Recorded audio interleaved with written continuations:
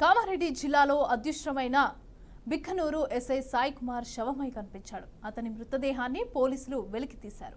సదాశివనగర్ మండలం అడ్లూరు ఎల్లారెడ్డి పెద్ద చెరువులో ఆయన మృతదేహాన్ని రెస్క్యూ బృందాలు బయటకు తీశారు.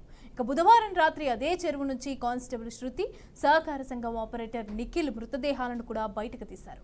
పోలీసుల చావుకు కారణమేంటి అనేది ఉత్కంఠ రేపుతోంది. ఆత్మహత్యలా లేదంటే హత్యలా అనేది తేలటం లేదు. కేసును సీరియస్ గా తీసుకున్న పోలీసులు అన్ని కోణాల్లో విచారిస్తున్నారు. రెడ్డికి ఇదే అంశానికి సంబంధించి పూర్తి డీటెయిల్స్ మా ప్రతినిధి ధనంజయ్ అందిస్తారు. ధనంజయ్.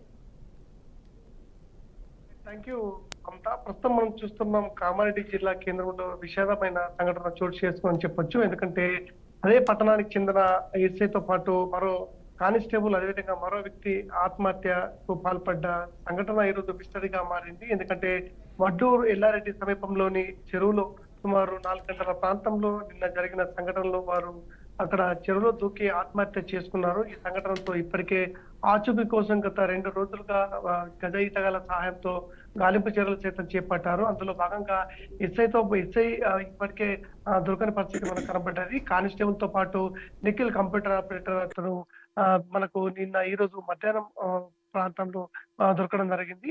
ఎస్ఐని గాలింపు చర్యలో భాగంగా నిన్న అర్ధరాత్రి నుంచి ఇప్పటి వరకు చేపట్టిన క్రమంలో ఎస్ఐ శవం సైతం మృతదేహం దొరకడంతో ఒక్కసారిగా పోలీసుల్లో కలవరం మొదలైందని చెప్పొచ్చు. ఎందుకంటే పోలీసులు ముమ్మర గాలింపు తర్వాత కానిస్టేబుల్ శృతి, అదేవిధంగా సొసైటీ కంప్యూటర్ ఆపరేటర్ నిఖిల్ మృతదేహాలు లభ్యమవ్వడం, దాంతో పాటు నిఖిల్ ఎస్ఐ సాయి కుమార్ కు సంబంధించిన మృతదేహం సైతం లభ్యమవడంతో ఇక్కడ ఒక్కసారిగా పోలీసులు కలవరపడుతున్న పరిస్థితి మనకు కనబడ్డది. ఎందుకంటే ఆత్మహత్యకు గల కారణాలు మాత్రం అన్వేషిస్తున్న పరిస్థితి మనకు కనబడ్డది. ఏదైతే నిన్న ఆత్మహత్యకు గల కారణాలను కోణంలో పరిశీలిస్తే అనేక కోణాలు మనకు ఒక్కొక్కటిగా వెలుగులోకి వస్తున్న పరిస్థితి చూస్తున్నాం. అసలు వాస్తవంగా ఆత్మహత్యకు జరిగిన కారణాలు ఏంటి అనే పరిశీలనలో మాత్రం ఇప్పటికే పోలీసులు ముమ్మర ప్రయత్నాలు చేస్తున్నారు. ప్రధానంగా వివాహేతర సంబంధమే కారణం అని చెప్పేసి ఒకవైపు పోలీసులు అనుమానిస్తున్న నేపథ్యంలో దాంట్లో భాగంగానే దర్యాప్తు సైతం ముమ్మరం చేస్తున్నారు. శృతి ఆత్మహత్యతో పాటు అటు నిఖిల్ ఆత్మహత్య చేసుకున్న సంఘటనతో పాటు సాయి కుమార్ ఎస్ఐ ఆత్మహత్య చేసుకున్న పరిస్థితులను అదే కోణంలో పరిశీలిస్తున్నారు.